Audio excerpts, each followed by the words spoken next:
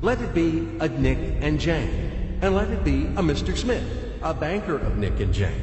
They both keep their money in his bank. That's why we use the title Mr. Smith, with respect. Nick really wants to buy, well, let's say Jane's bicycle, but he has no money.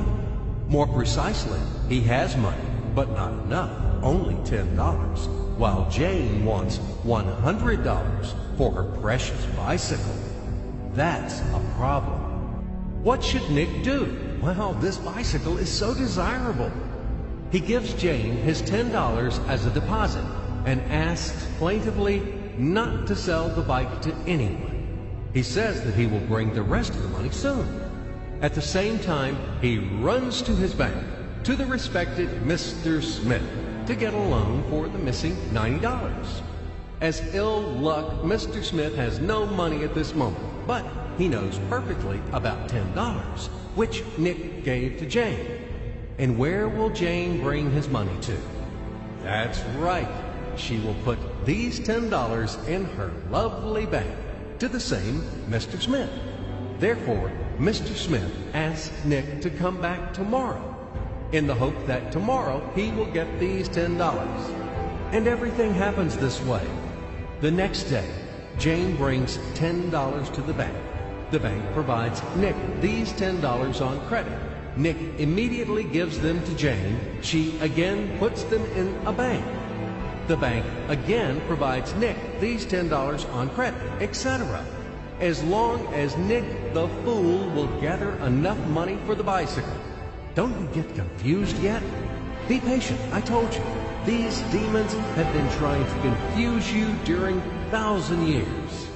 These damn economists and financiers. But anyway, we will figure everything out. So what do we have in the end? Nick finally got the bike from Jane. Wow! But at the same time, Nick owes $90 to the bank, Mr. Smith. And the bank, in its turn, owes $100 to Jane.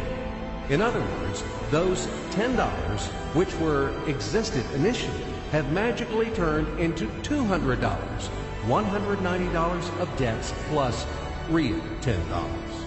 But these $10 would also turn into $1,000, even in a million or a billion, if Nick would make a more expensive purchase.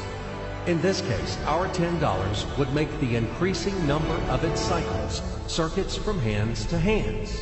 That's it. So, what happens in today's world? SOS!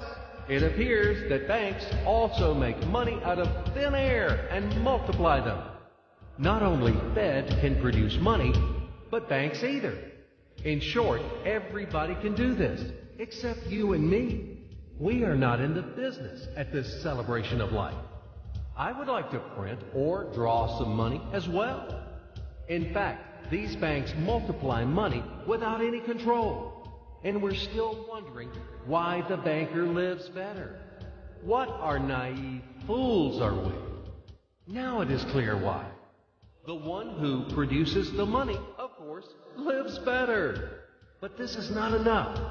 From this moment, poor Nick will never be able to repay his debts owed to the bank, no matter how hard he would work. Silly Nick doesn't know it yet, that he's in slavery to the bank, in credit bondage forever, because those $90, which he owes to Mr. Smith, do not exist in nature at all. Sly Mr. Smith made his money out of nothing. He created them out of thin air, just one click. And $10 turned into $200. Yes, but you can object